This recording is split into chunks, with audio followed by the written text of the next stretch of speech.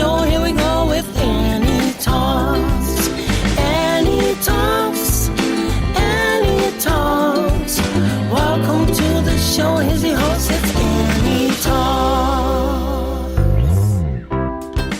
Hello, everyone, and welcome to another episode of Annie Talks, where we bring to you interesting stories about interesting people that you want to know about. I'm your host, Annie Rivera. Thank you for tuning in, and to those who have already subscribed. If you're new to the podcast, welcome, and I hope you enjoy what you hear, and if so, I personally invite you to subscribe. Annie Talks is brought to you by Daily Gadgets and More.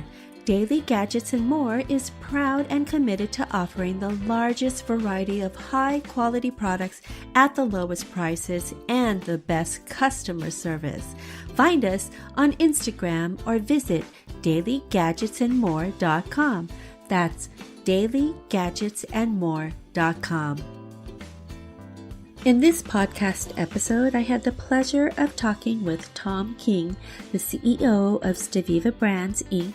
and Icon Foods, an ingredients company that supplies sports nutrition companies with sweeteners for products and drink mixes that support a ketogenic lifestyle, sugar-free lifestyle, or low-carb paleo lifestyle. Thom, who has also had a fascination with nutrition, battled with weight gain throughout his childhood.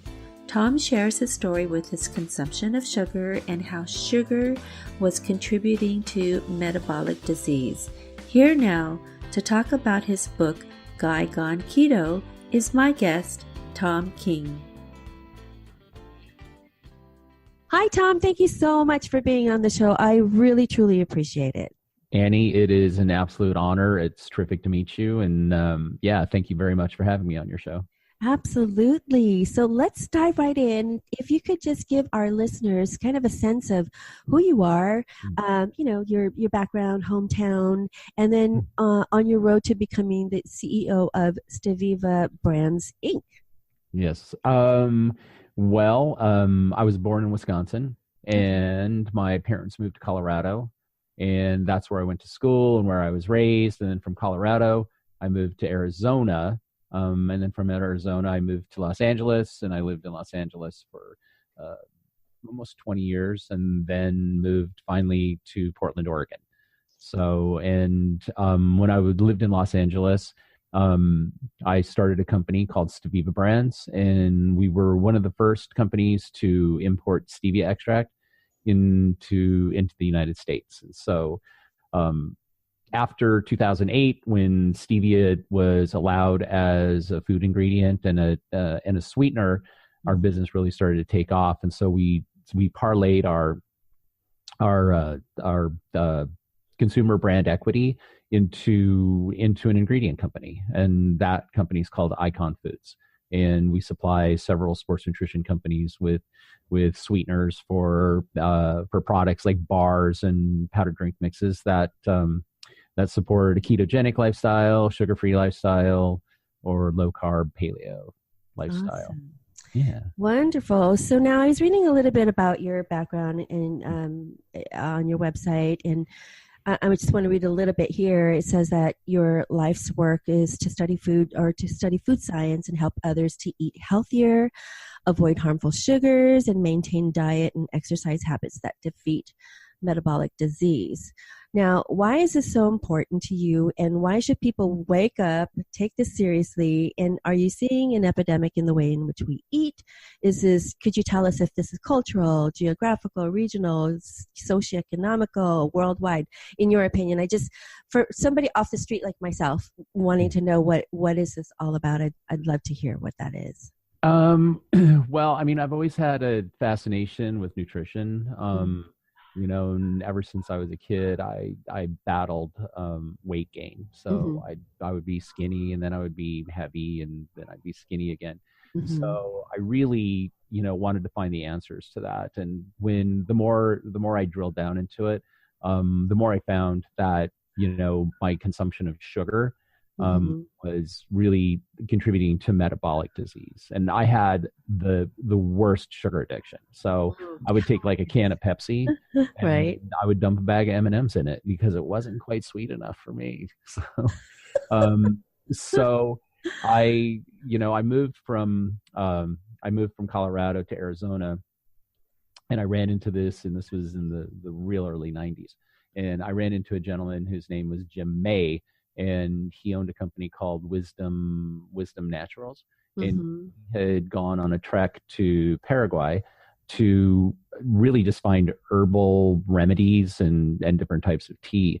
And that's when he introduced me to the actual stevia leaves. So he had them in a small container, and he like, try this, and it was this black paste, and I tasted it. I was like, wow, it was really sweet, probably 25 times sweeter than sugar.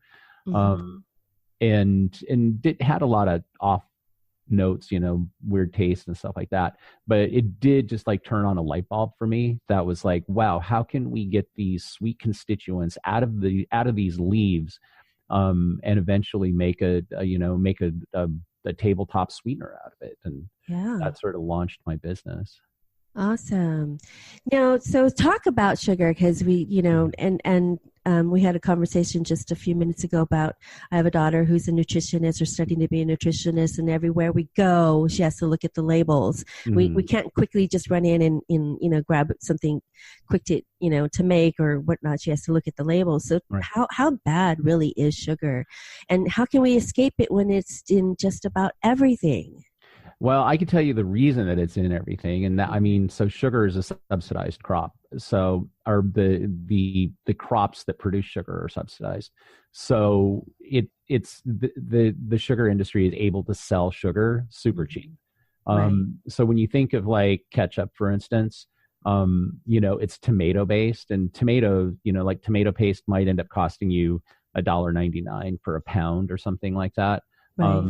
But if you put in sugar, which you can get for 15 cents a pound if you're using enough of it, it really gives you the opportunity to backfill, the more expensive ingredients for something that's less expensive. So that's why you see a lot of manufactured food that's heavy in salt and heavy in sugar, because it appeals to the taste buds, and then you're actually able to take the components that are more nutritious out.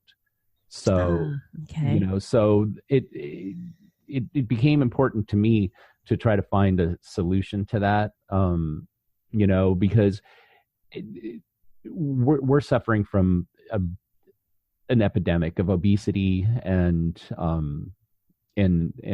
diabetes, and I call it diabesity. Right. And it is seriously an epidemic. 1 out of 3 children are obese. And as they age, we're going to see, we'll see the repercussions of that metabolic disease affect us, in our healthcare system. So our healthcare system is already taxed as it is. And when you're looking at the, generations coming up, and a lot of them are carrying a lot of extra weight and suffering from metabolic disease, as they get older, you're going to see, a lot of those people, that generation getting diabetes and requiring medical treatment. So it's a big, huge impact. And really, what happens is sugar is actually a blend of fructose and glucose. And so fructose gets metabolized in your liver, and glucose gets metabolized in your gut and triggers an insulin response. And so that's what, when people get low blood sugar and stuff like that, that would be, the function of insulin. And by taking in too much fructose, it gives your liver is what metabolizes fructose. So if your liver is tied up metabolizing fructose, it isn't able to metabolize other compounds like fats. And so those can go right into your bloodstream and increase like blood lipid levels, which is basically fat in your blood. Yeah. Oh my goodness. So now, talk about the keto diet. Is that what it's called? So Yeah. I was so intrigued by the gone keto. Okay, guy Um, gone keto. so talk about that. Talk about this.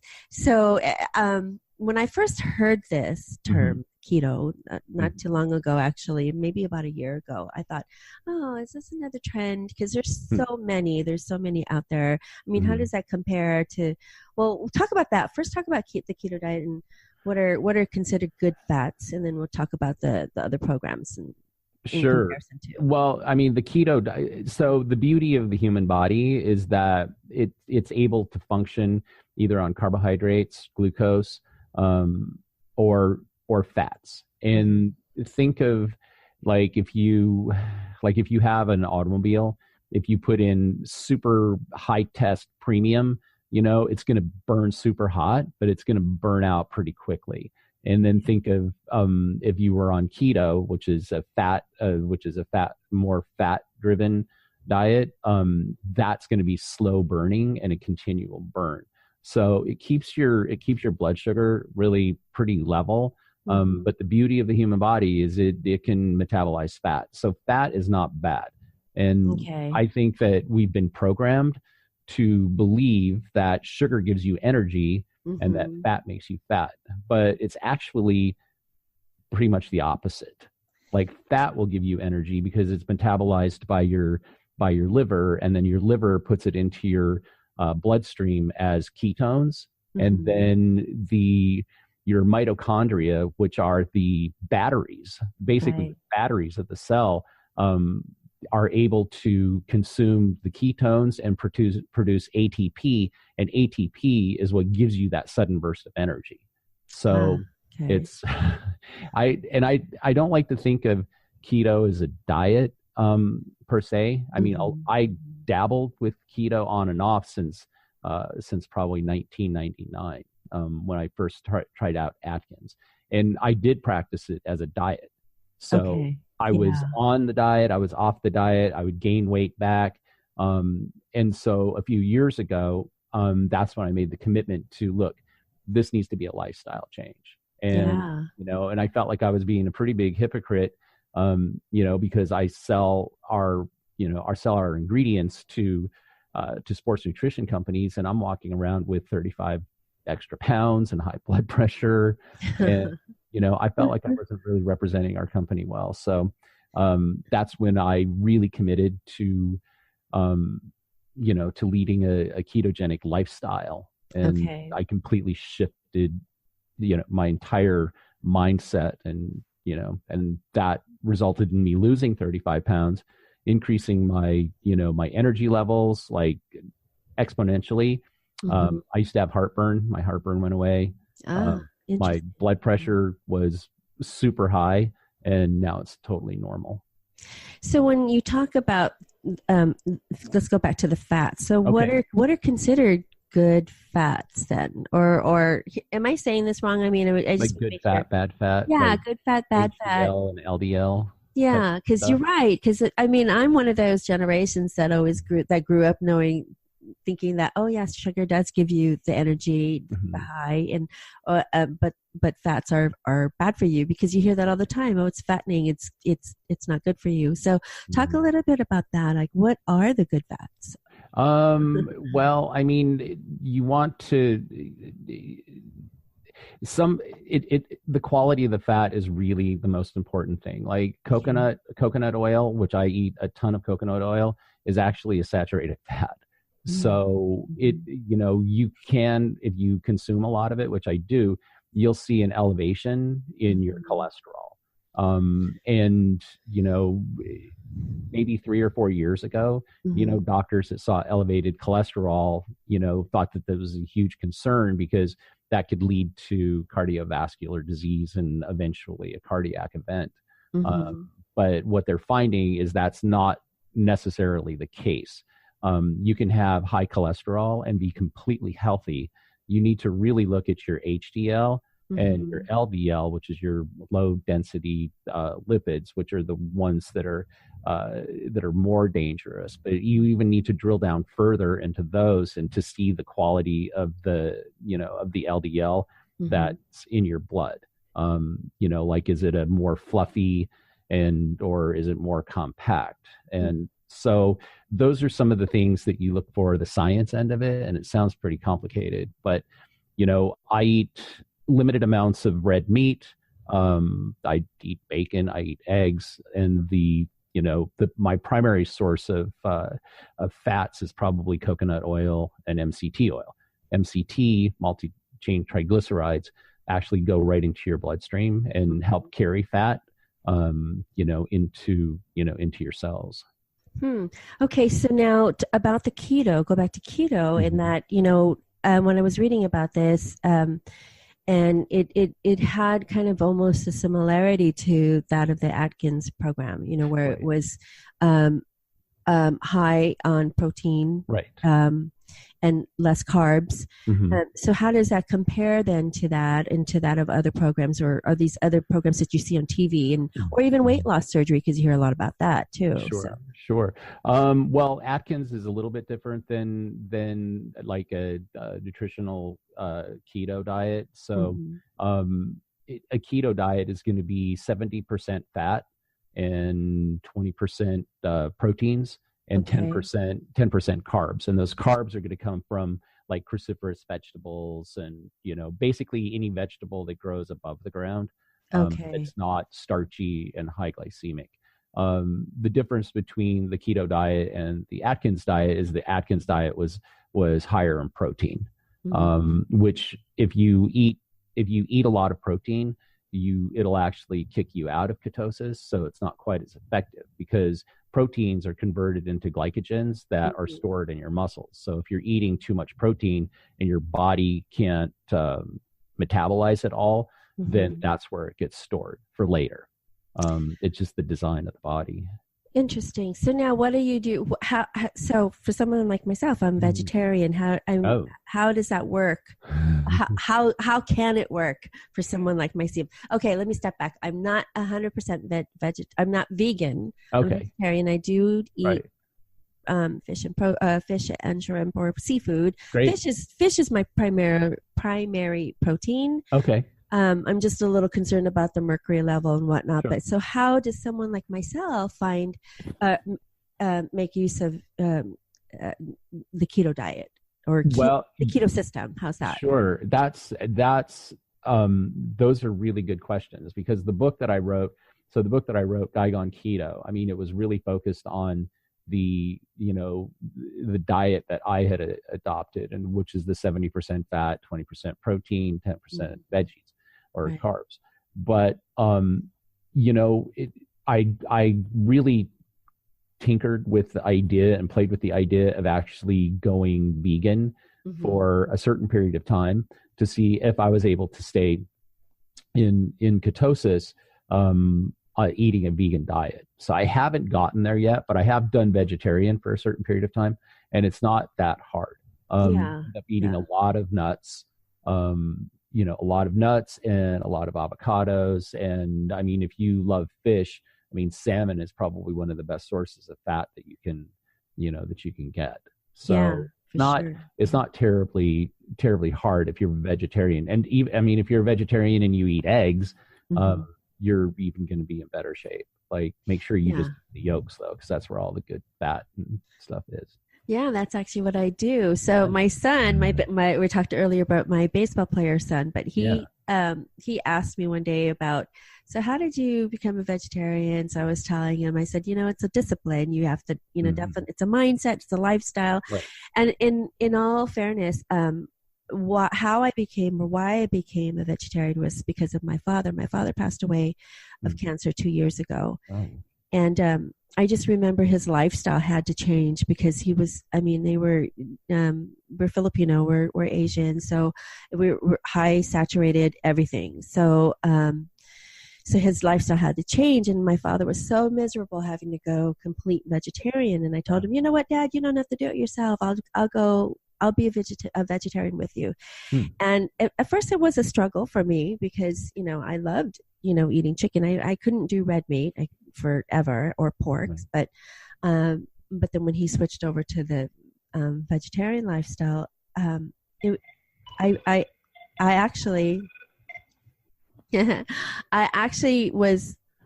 loved it. And that was 2 years ago, and I've stuck with it. And it is a lifestyle change, yes. But he when my son tried to switch over and do it for a day, he couldn't do it. So I'd actually would love to, have him, look into the keto.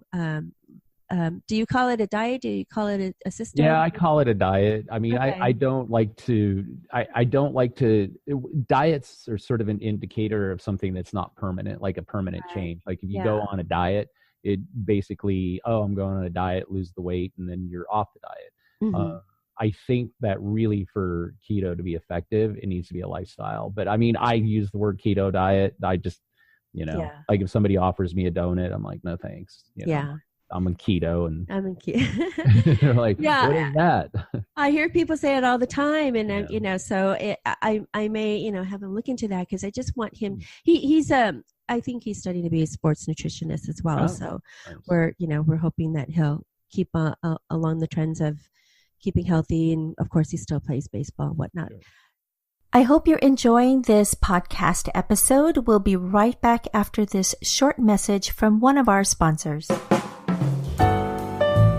Comfotherm Thermal Wraps are designed to help relieve the pain and swelling in and around the jaw, especially after wisdom teeth extractions. For more information, visit comfotherm.com. That's comfotherm.com. Hey there, Annie Rivera here. Thanks for tuning in to Annie Talks. Be sure to tell your friends about subscribing to the podcast, and don't forget to rate and review the podcast. Doing so helps out with the algorithm and helps others to find this podcast too. I also invite you to like my Annie Talks Facebook page. There you'll find other news, information, upcoming events, and all sorts of things. Stay in the know with Annie Talks.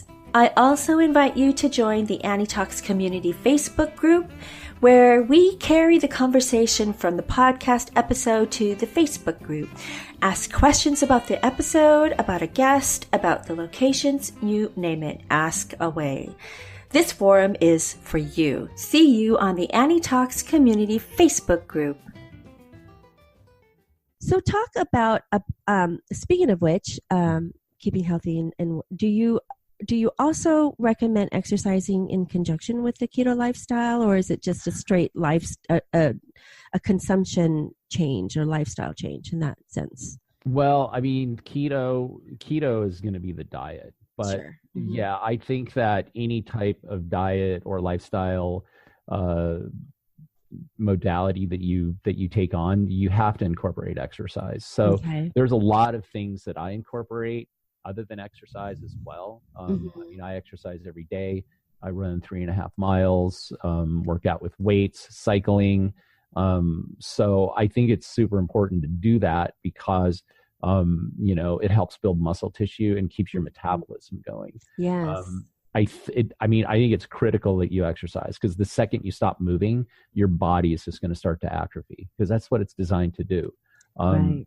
But I also think that, in addition to incorporating exercise, I incorporated yoga, and I incorporated daily meditation, and journaling. Like, I'm a freak about journaling. I just never miss it. Every single day. It's like, oh, very nice. Yeah. I think that, the journaling helps you with data collection, because, you are able to see where you were, so that you're making progress. And I think it's a great way to, to codify your intentions of outcomes that you're looking for, things that you want to create and manifest in your life. I think if you don't write those down, that they just become a good intention. Agreed. I had a gal on the show not too long ago. We're talking about that as well. Not only journaling, but spending some time in meditation, as you said. Just it just kind of keeps not only your body functioning, but also your mind sharp. So, and I thought that was a really good way to stay on top of things for her and for myself, and sounds like for you as well. Now I want to talk about some misconceptions. There's so many misconceptions out there, Sure. not only of diet in general, but of keto, of the keto lifestyle or keto Sure. change, keto diet. What are you hearing about those misconceptions, and what are those myths that people are believing, and how do you quell that, or how do you stop that, or I guess it is a lifestyle change, and it's just changing the mindset of the public, basically. So how do you, first of all, what are those misconceptions, and how do you change those? Well, I would say that the number one misconception is that people that lead a ketogenic lifestyle are unhealthy, and that eating so much fat is actually bad for you and will lead to cardiovascular disease. Right. But I have found that that's completely and totally untrue. So I pull my blood every 6 months, check my cholesterol, HDL, LDL. I mean, I check everything. So, I mean, and I don't just pull blood, I pull everything. Like I do, check my microbiome, with stool samples, Right. hormone test, which is a urine test. So I really do a lot of data collection and a lot of research. So, and what I have found in my research, and also other people's research, is that, the keto diet is not unhealthy for you, that our bodies become fat adapted and they run more efficiently on fat than they do carbohydrates and sugar. So I would say that that's the number one misconception. I would say the second one is that, I know people that did it and they got the keto flu. So the keto flu is the biggest thing. Like, and when I talk to people that are going on a keto diet, that's the first thing. Like, I'm worried I'm going to get the keto flu. And it's like, you don't. It's just a matter of keeping yourself hydrated, making sure that you've got plenty of electrolytes, supplement potassium, and maybe put a little bit of salt in your water, and just keeping yourself hydrated. So I have never ever gotten the keto flu. And if you start and if you research and you go into this lifestyle change with your eyes wide open, and you have the knowledge and the science behind you, if you ever start feeling like your energy level is starting to get low, or you're having some brain fog, I would say take a spoonful of coconut oil. I mean, it will instantly take you into deeper ketosis, and those feelings of like fatigue will immediately go away. And I also think that probably 9/10 of it is just dehydration. People are not drinking enough water. Right. So I would say that that's like the number two. And I would say that the number three misconception is that people that have, that are on a ketogenic diet have bad breath. And I don't think that's the case necessarily. I mean, it hasn't been the case with me. And I have a lot of friends and colleagues that have made that have adopted keto lifestyle, and it's just not the case. Right. Drink water, but I do find that a lot of people who are on a ketogenic diet drink a lot of coffee. So, I mean, that might lead to it, but it's not. Those are probably the three biggest misconceptions about it. Interesting. So now, are there things that you, while on the keto diet, things that you cannot consume, or what? There's a lot of stuff. You hear about the things that you should consume. What about the things that you should not consume? And it's probably a long laundry list, but throw out some of some things that most people probably don't even think about. Potatoes. French fries. Oh, Gotta get rid of really? the French Oh fries. gosh. Yeah. Okay. So there's a lot of stuff that I gave up. Okay. Some of it I miss, like pizza, pasta. Growing up, I loved pasta. I mean, I spaghetti. know. What do you do? It's my death row meal. It's like I'll take spaghetti and meatballs. So yeah, you're not going to have spaghetti. There's a lot of new keto friendly pastas out there that you Okay. they're not quite as good as a plate of real pasta, but they're not too bad. And then Quest Nutrition actually now has frozen pizzas, and I could live off those. They're amazing and delicious. It tastes just like a regular pizza. So there's workarounds, but I would Right. say stay away from bread, stay away from flour, grains, um, Everything that I was everything you love. doing. Yeah. But there's so many workarounds. Like even with potatoes, Right. like I make what's called mashed potatoes, and it's just use cauliflower with cream cheese and butter, and they taste amazingly close to regular mashed potatoes. So you start Wow. learning those workarounds, and it actually becomes pretty fun and an exercise in creativity. Oh my gosh, you just said the magic word, stay away from French fries. Oh my gosh, hello, yeah. That's And my then kryptonite. it is mine too. And Yeah. I work at a restaurant at night, so what do we serve? French fries. French fries. Oh my goodness. Yeah, well, it's hard for me because Portland is such a foodie town, and that's where I live.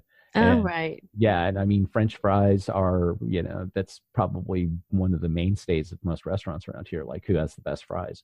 Yeah, it's tough. But I did have Yeah. 3 French fries about 8 months ago. So, Oh, and just had to do it. just a little cheat day, right, for Yeah, you? tiny So, cheat day. yeah, seriously. Now I know I've heard about your success stories, but are there other success stories that maybe you could share with us about maybe some life-changing success stories that for our listeners, I'd love for them to get motivated and say, well, no, it's not for me. And when truly probably is for them, it's for me. I feel like it's for me, and I feel like I could make that change. But what are some of the success stories that you can share with us? There's so many. I probably get 2 or 3 emails a day about, from people that have had like life-changing experiences. Most of it is just weight loss and brain clarity. Okay. And I also would encourage, your listeners to check out the Charlie Foundation. The Charlie Foundation is a not-for-profit organization that is that deals with childhood epilepsy. And the keto diet has for a long time been used to treat epilepsy. So yeah, because you're not, because your brain can function on ketones, and it doesn't mess up the wiring of your brain like an overload of glucose will. So I would encourage them to check out the Charlie Foundation, and you will see quite a few success stories on on kids being able to maintain and and control their epilepsy. And I also encourage just to people to go on Instagram and just do a search for keto, and you can see so many before and after pictures. There's sometimes that I just will sit on my couch at night and just look at people's transformations, and it's just it's absolutely amazing. Is there a hashtag that we should look up? Are you doing like maybe a hashtag keto? Yep. Or Yep. If you do hashtag keto, it's going to take you right to some pretty amazing transformations. Awesome. Keto transformation. But it's amazing when you see people, and you're like, wow, this skinny little person used to look like this. And you can see how happy they are. And when you look at their posts, you can see, hey, now I'm working out, and, my blood pressure's, much lower, and I don't have, like joint pain. Right. Yeah, I love stories like that. Awesome. I'm already getting inspired. Tell us about your GUY GONE Keto, available on Amazon, everybody. Yes. And tell us a little bit about the line of the GUY GONE Keto condiments. Tell us how that started. Well, the condiments started off as sort of a selfish endeavor, because I just, when I went on the ketogenic diet, you can't have barbecue sauce because barbecue sauce has, has Types of more sugar than ice cream. So, and ketchup, more sugar than ice cream. So, I mean, who would ever want to put a big slab of ice cream on their ribs or their hamburger? I mean, there's so much added sugar. So I started making, because my ingredient company sells sweeteners to sports nutrition companies. I mean, I have access to a lab and all of all of the sweeteners that I want. So I just started creating the products that I wanted, like ketchup and barbecue sauce and steak sauce. And my favorite is like the Thai sweet chili sauce. Oh yeah, the Asian Oh my toasted God. almond sauces and it's so, but that stuff is so full of sugar. I So know. I started making those for myself, and then when I wrote the book, which I mean, I was just inspired to write the book. I would say wrote the book because I needed to confess how crappy my lifestyle had become. I mean, it happened in Vegas, and I basically went out with some clients, and I woke up the next morning, and Vegas is not like my favorite place on the planet. And, it was just, I looked in the mirror and I'm like, oh my God, what are you going to do with this? And so that's when I went through the, I guess you could say it was a little bit of self-torture, because I tried to associate so much pain to the habits that I had, the habits of drinking too much wine and eating too much pizza and eating dessert, like no meal was finished without dessert. And I was really living to eat and not live. Yeah. So it's like I was so food centric. So I just really went through the practice of associating so much pain with that crappy behavior that I just stopped doing it. And I thought, wow, if this is the method that I used, then, I try to come from a space of contribution. And part of it is like, look, I need to share this with people, because you may have tried to do keto and failed, or you tried a gazillion different diets and it didn't work out for you. I'd like to offer some of the tools that I used to be able to make that lifestyle shift. Awesome. So that's where the book came from. And then I selfishly made the condiments for myself. And I thought, man, I want to give these to other people. And that launched the brand. So it happened so organically that I just couldn't get out of the way of it. Yeah. Like, this is happening. So yeah, awesome. It's fun. Now, are you one of those people, and is it a good practice, no eating after a certain time? Is that a myth, or is that a good practice? Like, I think at one point I think years ago when I started my my own transformation, I subscribed to the no eating after 8:00 p.m. type of thing. Is that something that you practice as well, or is that something that's a good practice, or what do you feel about that? Yeah, I refer to that as intermittent fasting. And I think that if you incorporate intermittent fasting with keto, it just multiplies the effect of it. And so for me, I think that fasting is really important. I mean, fasting has been done for thousands of years, and it's a way for your body to cleanse itself. So I usually use what's called a 16-8 intermittent fast. And that means that I go 16 hours without food. And then I have an 8-hour window of eating. So it's my 8-hour feeding window. So I generally stop eating around 6 or 7 o'clock, and I won't feed again until probably 11 or noon. Oh, wow. Yeah. And I mean, this really multiplies the effectiveness of the keto diet. But what's more important is that it puts your body into a state, what's called autophagy, which allows your body to basically break down the cells that are no longer healthy. So I think that's, when you do that, it allows your brain to engage in in what's called a cerebral flush, where you're flushing the ash from what you've consumed and it prevents it from building up on your brain. So you look at neurodegenerative diseases like Alzheimer's and dementia. A lot of those, I mean, they're now referring to that as diabetes type 3. So it's a function of having too much glucose in your system, and your brain does not go through, that cerebral flush. So I think fasting is probably one of the most important tools that a person can use. And during your fast, it's a wonderful time for self-reflection, because you're in pain. Yeah. Endure.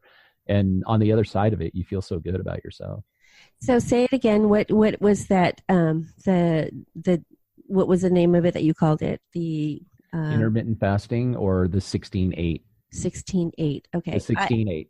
I think I was doing that by accident, just because there was times where I think like, oh my gosh, did I eat again? When was the last time I ate? So just by accident, it was happening, Right. But that's interesting. Well, thank you. I really appreciate that. Now, where can we follow you? Where can we follow Thom King, the CEO, or can we follow your social media, or can we follow your website, your the company's social media? Where can we follow your activity? You can find me on any of the socials. It's just Thom King, THOMKING. I'm on all of the socials. If you want to follow, like my journey and some of my data collection, you can follow GUY GONE KETO.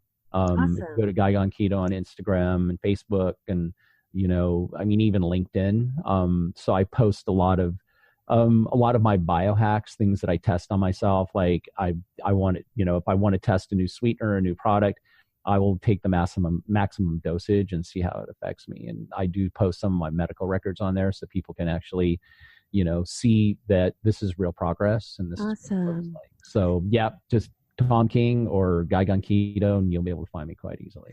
Awesome. And so for all the listeners out there, I will have all his social media information linked in the description box below. So be sure to check it out. Thom, thank you so much for being on the show. I learned so much, far more than I probably ever even fathom. I had no idea. I was very ignorant to the keto diet, and now I've learned so much, and I'm very intrigued. So thank you for opening up my eyes. Thank you. Well, I appreciate that. That's a huge compliment to me. So awesome. Thank you for having me on your podcast.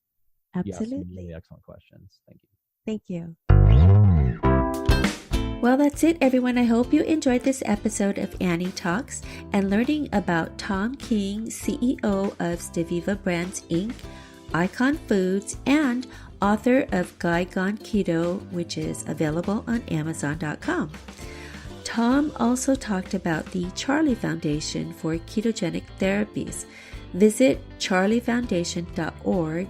There you can read the story about the ketogenic diet that cured Charlie Abraham's epilepsy in 1993. You can also find delicious recipes specific to those on the keto diet and find other helpful resources. Don't forget to check out all of Thom's social media links. I'll have all that information in the show notes below. Now, before we sign off, if you aren't already subscribed to my podcast, I invite you to hit subscribe and be notified anytime we upload a new episode. If you are already subscribed, thank you so much. I truly appreciate it. If you could all please rate and review my podcast, please leave a message or comment. It would really help me out, and it would also help others to find this podcast. You can follow me on social media, Instagram, Twitter, Facebook, and Snapchat. I will have all the information to the links to my social media below in the show notes. And lastly, if you enjoy this podcast, please consider contributing to my Patreon page. Your contributions will help to further the vision and mission of Annie Talks so that we could produce more episodes like this one and many other types of episodes and topics. The Patreon page will also be included in the show notes below. Thank you all again so much for tuning in, and keep listening to Annie Talks. Hi, this is Thom King. I'm the CEO of Icon Foods and the author of GUY GONE KETO, and this is Annie Talks.